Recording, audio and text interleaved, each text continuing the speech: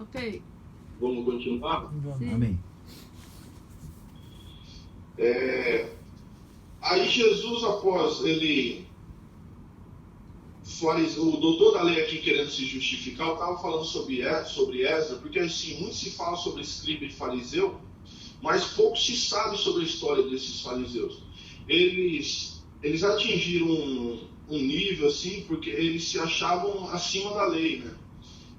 Assim como o irmão falou em João, falou acerca da mulher que estava para ser apedrejada, segundo a lei de Levítico, uma passagem que se encontra lá em João 8, uma mulher que foi pega em ato de adultério. Só que ali, se a gente pegar aquela passagem, já tem um erro, porque o certo seriam ambos serem apedrejados. E só aparece no texto a mulher. Então, os fariseus, eles faziam coisas que tentavam colocar Jesus em situação de saia justa, né? Eu costumo dizer não. Ali naquele momento, aqueles doutores da lei, quando pegaram aquela mulher, há quem diga que seria um falso testemunho contra ela. Mas se a gente for acompanhar o texto, a gente vai ver que no final não é, porque Jesus fala para ela, né? Vai e não peques mais. Então Jesus tinha a onisciência do pecado dela. Jesus sabia que de fato ela estava errada. Jesus não quis expor também quem estava com ela, porque não viu o caso. Mas vamos voltar aqui para o texto. Jesus olha para ele e fala assim: faze isso e viverás. Aí ele vai e fala: e quem é o meu próximo? Aí Jesus começa a contar uma história para ele. Certo homem descia de Jerusalém para Jericó e veio a cair em mãos de salteadores, aos quais lhe roubaram, causaram muitos ferimentos e o deixaram quase morto. O interessante aqui dessa palavra, nesse versículo de número 30, é que Jesus fala assim: certo homem descia de Jerusalém para Jericó. A gente tem que entender que cada palavra na Bíblia, cada versículo, cada capítulo, ela traz uma revelação por trás, ela traz uma história para a gente. Esse homem que Jesus está se referindo, se a história de fato é verdade, ou se ele está apenas ilustrando algo para aquele doutor da lei, ou se esse homem de fato existe, esse homem que estava descendo de Jerusalém para Jericó, ele poderia ser um trabalhador que estava indo, algo desse tipo. Mas vamos entender aqui pela revelação da palavra. Jerusalém era o centro da adoração. Se nós formos entender hoje, Jerusalém era a presença de Deus. Vamos colocar assim, para nós entendermos. Quando Jesus fala, certo homem descia de Jerusalém para Jericó. Quando Jesus fala isso, ele estava querendo dizer para nós, era um homem que estava fazendo um caminho que não era para fazer. Porque Jericó, na vida dos judeus, era passado. E Jerusalém era avante. Então, quando Jesus fala, ele estava descendo de Jerusalém para Jericó, Jesus estava querendo dizer, porque Jesus não estava fazendo uma conversa somente com o doutor da lei, tinha outras pessoas ouvindo Jesus ali naquele momento. Então, Jesus estava querendo dizer para alguém ali, tinha alguém que estava fazendo um caminho que não era para fazer. Ao invés de Jerusalém para cima, ele estava de Jerusalém para baixo. Está entendendo ou não? Caminho que não é para se fazer. Jesus está falando assim, veio Gilgal, veio Jordão, veio Jericó, veio as outras cidades e veio a terra prometida, até você chegar em Jerusalém. Agora vê só, agora tem gente que quer fazer caminho de frente para trás, sendo que o certo é você cada dia mais prosseguir no destino ao qual Jesus tem para mim e para você, que é o quê? A Nova Jerusalém, a terra prometida. Então, isso aqui é um ponto. Um homem que estava fazendo um caminho que não era para fazer. E quando se faz um caminho que não é para fazer, a gente corre o risco de cair nas mãos de salteadores. Só que vê só, quando Jesus fala salteadores, se você for lá para João 10, versículo 10, ele fala assim, que o inimigo não veio senão para roubar, matar e destruir. E o que acontece com esse homem? Ele cai nas mãos de ladrões que roubam, espancam ele e deixam ele semi-morto. Então, se a gente for entender o primeiro ponto do versículo, fazer caminho que não é para fazer, a gente corre o risco de cair na mão do nosso adversário, que veio para matar, roubar e destruir. Só que como Jesus sempre chega primeiro que ele, olha o erro do texto. O erro do texto não, olha o erro do adversário. No meu caso, e no nosso caso, Elon, o erro do adversário foi não ter conseguido matar a gente. Ele deixou a gente meio morto. Amém. Está entendendo? Só que quando ele deixa a gente meio morto, Jesus vem e nos coloca de pé, assim como ele colocou eu e você. Glória a Deus. Tá pegando mais ou menos aí o que Deus está falando ou não? Sim. Então, Jesus ali, ele está contando uma história, mas dando um ensinamento para as pessoas que estão em volta também. Aí o texto continua e fala assim, casualmente, descia um sacerdote por aquele mesmo caminho, e vendo o homem que estava caído, passou de lado. A palavra casualmente, ela quer dizer que não é de costume, era coisa que não era de costume. Casualmente é algo que a gente faz por eventualidade, coisa que a gente não está acostumado a fazer com frequência. Então, o sacerdote aqui, ele estava fazendo um caminho que não era de costume fazer. E caminho que não é de costume fazer, só faz caminho. Hoje eu vou por aqui porque me deu. Eu estou acostumado a ir sempre por ali, mas hoje eu vou por aqui. É a pessoa que está meio sem direção. A pessoa que está, não sabe para onde está indo de fato. Daqui a pouco a gente entra de novo nesse ponto aí. E ele vendo o homem que estava caído, porque a palavra diz que ele, não é que ele não viu, ele viu.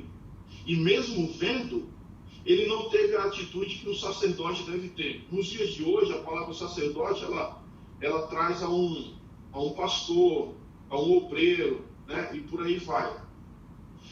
Aí o texto diz, semelhantemente, um levita, Tamires, a Tamires que gosta de adorar a Deus aí com os louvores, semelhantemente um levita, e teve a mesma atitude do sacerdote, vendo, passou de largo. Eu quero voltar aqui no que eu falei, naquilo que diz no começo do capítulo de número 10. Lembra quando Jesus envia os 70? Só que ele não envia os 70 todos juntos e também não envia cada um só. Ele envia de 2 em 2. E o que o sacerdote e o levita estavam fazendo andando separado? Está entendendo ou não? Sim. Então Jesus aqui já estava trazendo algo muito interessante para aquelas pessoas que estavam em volta. Olha só o que acontece quando as pessoas andam separadas. Quando vê alguém necessitado, elas ficam sem saber o que fazer. Às vezes não é que elas não agiram por falta de amor ao próximo ou por não ter como ajudar.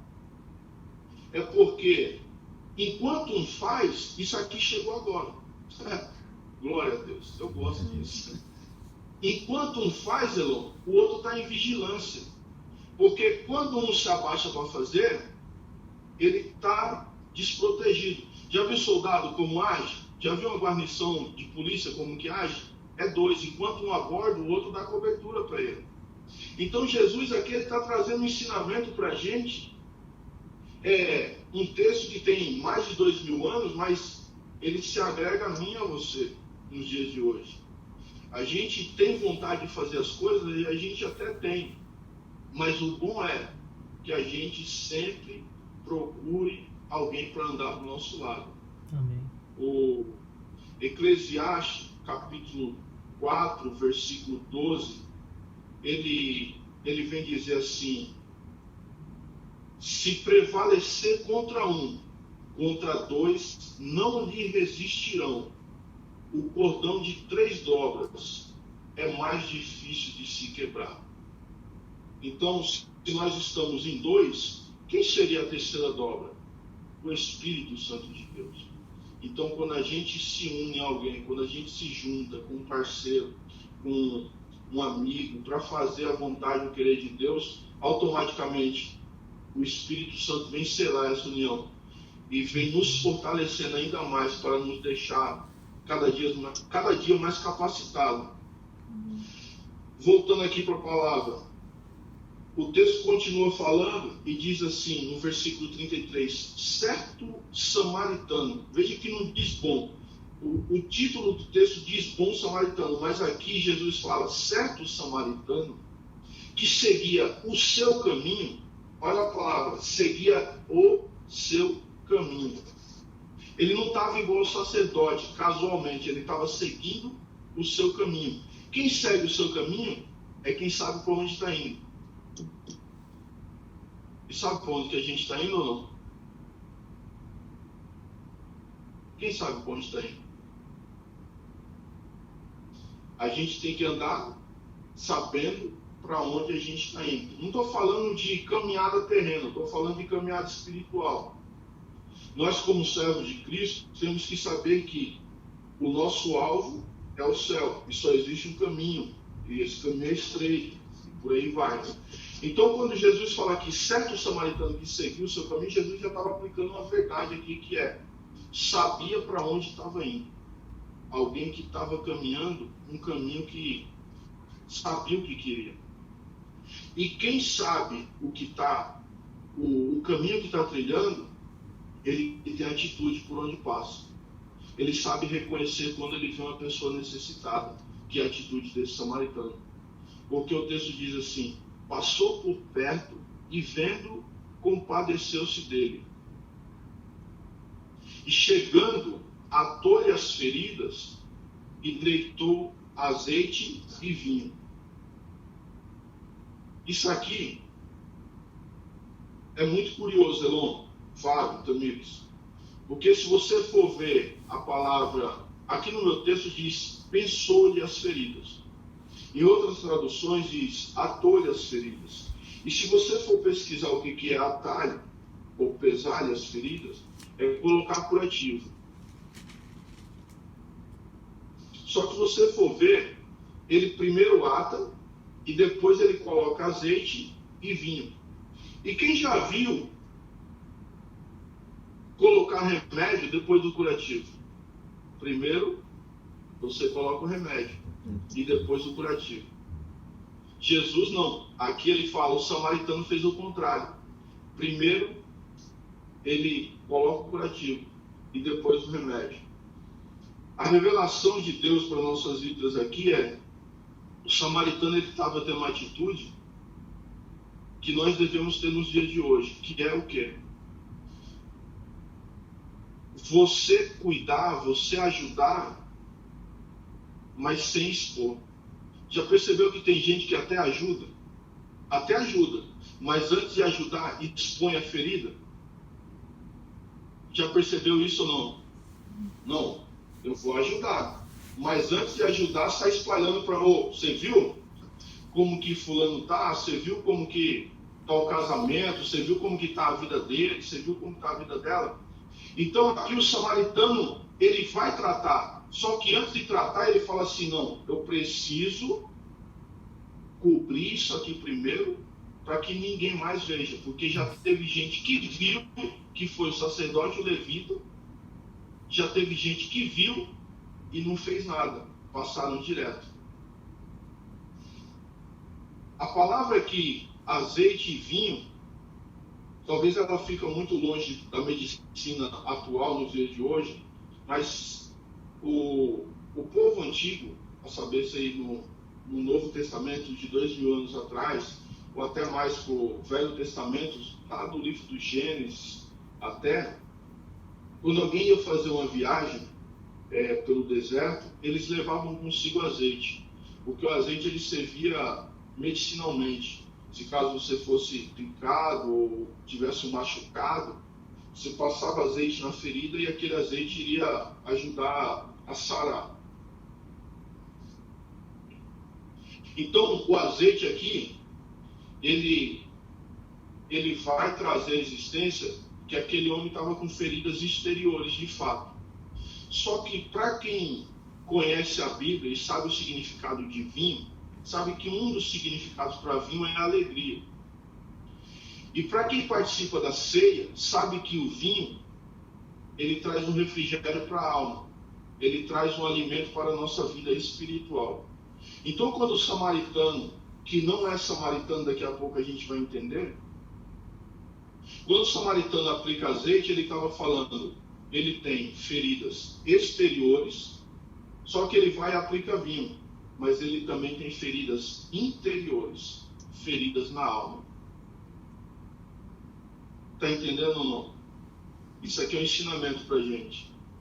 Porque tem muita gente que a gente olha assim e vê a pessoa destruída aparentemente, com feridas na carne, né? Que a gente fala assim, ó, está passando por uma dificuldade, não tem um trabalho, o casamento está passando por um processo, e a gente acha que aquilo ali é só exterior. Mas só Deus sabe como que está a alma daquela pessoa. Então o samaritano, ao se abaixar para cuidar daquele homem, ele reconhece que os ladrões, ou o ladrão, que é o adversário da minha e da tua alma, quando vem para roubar, matar e destruir, ele não vem somente para roubar, matar e destruir a nossa carne, ele quer ceifar a nossa alma também. Então, quando o samaritano vai lá e aplica azeite e vinho, ele está falando assim, eu estou cuidando tanto por fora, mas também estou cuidando por dentro. E o texto continua. Ele coloca aquele homem em cima do seu animal e leva para uma hospedaria. Cuida dele e no dia seguinte ele chega até o hospedeiro, que é o dono da hospedagem, e fala para o hospedeiro, cuida deste homem, toma aqui 2 denários e se alguma coisa mais você gastar, quando eu voltar, eu te indenizarei. Eu vou começar a encerrar essa mensagem aqui.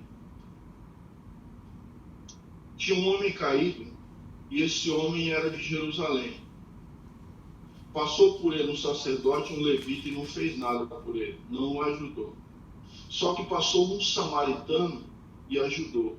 O irmão Fábio, o irmão Elon, vocês sabem disso, que entre judeus e samaritanos não havia entendimento. Certo ou não? Não havia entendimento. Então, quando Jesus aplica esse samaritano no texto, Jesus estava querendo dizer assim, ó, quem era para ajudar, que era o sacerdote, o levita, que também é de Jerusalém, não ajudou. Mas quem não era para ajudar, que era um samaritano que não se dão bem com vocês, foi quem teve de misericórdia dele. Às vezes, a gente está passando por uma dificuldade e a gente supõe, a gente acredita que pessoas que estão próximas a nós ou são próximas a nós são aquelas que vão nos ajudar. Só que, às vezes, o socorro vem de onde a gente menos espera. É verdade ou não? É verdade. Às vezes, quem vai nos ajudar é quem a gente menos espera. A gente fala assim, seria tão bom se o meu irmão de sangue, né? Se o meu irmão me ajudasse, se a minha tia me ajudasse, se o meu pai me ajudasse. E às vezes vem um vizinho ou alguém que não tem nada a ver e Jesus envia para nos ajudar. É assim que ele faz com a gente, né? Então aqui ele estava querendo dizer assim, se por acaso as pessoas que estão próximas a você não te ajudar, mesmo assim eu ainda preparo pessoas de longe para colocar do seu lado. Esse é um dos ensinamentos aqui. Só que existe algo curioso no texto que Jesus fala, que quando aquele homem dá 2 denários para o hospedeiro, ele fala assim, cuida dele, e quando eu voltar, eu te indenizarei. Na Bíblia, só existe uma pessoa que diz quando eu voltar. Essa pessoa chama-se Jesus de Nazaré. Esse samaritano, ele não era ninguém senão o próprio Jesus. A hospedaria aqui, ela representa a igreja. E o hospedeiro representa o pastor.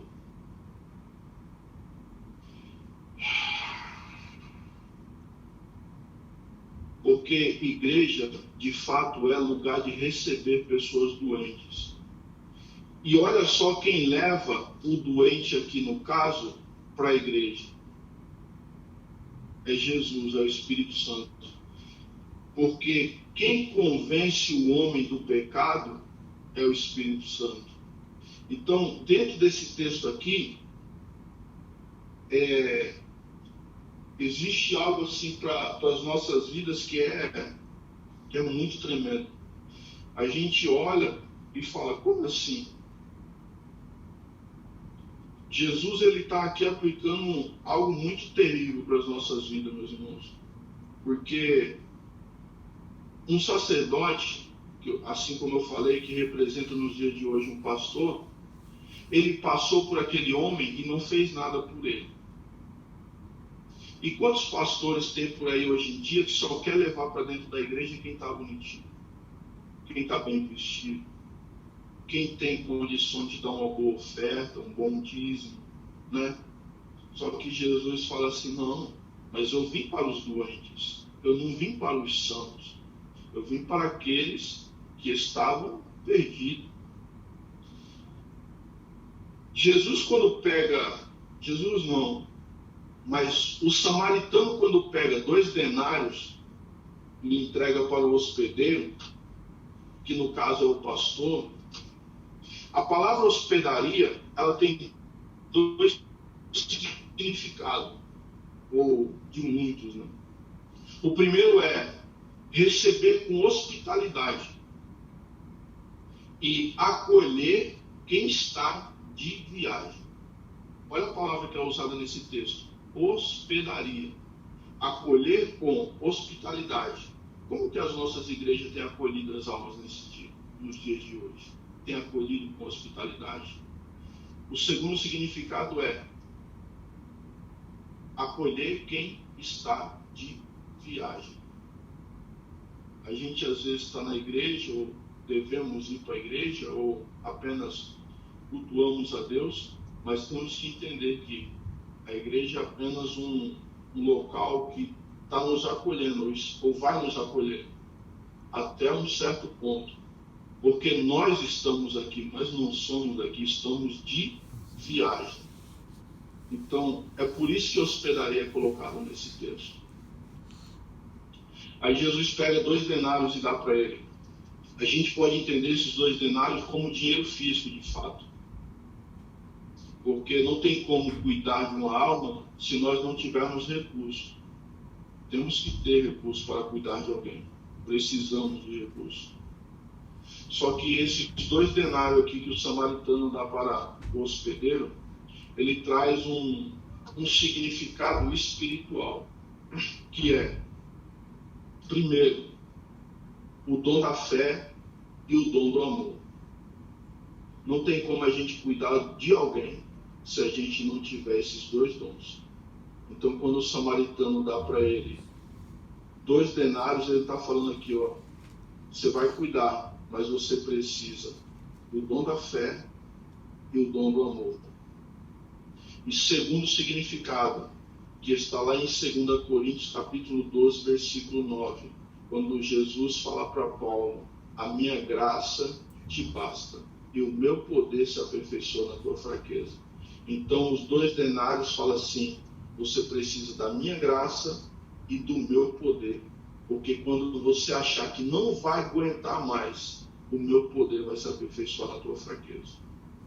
Não tem como nós conseguirmos cuidar de alguém, ou ser alicerce para alguém, incentivo, inspiração, espelho para alguém, se nós não tivermos esses atributos de Deus.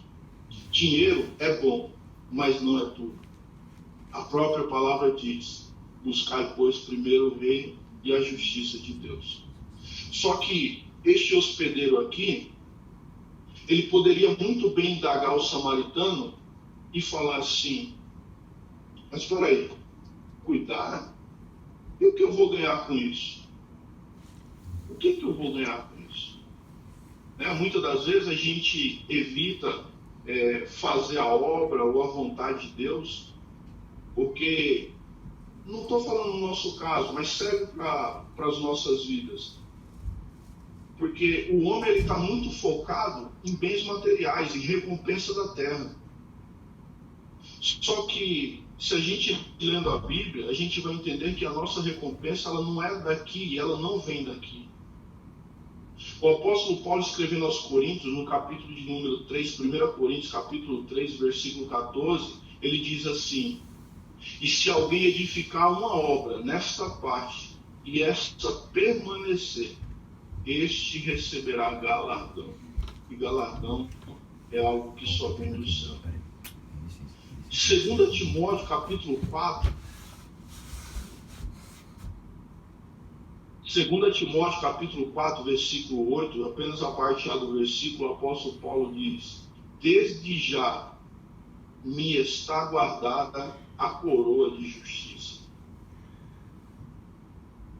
Tiago, no capítulo 1 e no versículo 12, ele diz: bem-aventurado aquele que passa por perseguição, porque será aprovado e receberá coroa de vida. 1 Pedro, capítulo 5, versículo 4, o apóstolo Pedro diz: e quando vier o sumo sacerdote, este nos entregará a coroa incorruptível de glória. O apóstolo João, escrevendo no capítulo 2 de Apocalipse, no versículo 17, ele diz: ouvi o que o Espírito diz às igrejas. Se este permaneceu, aquele que permanecer,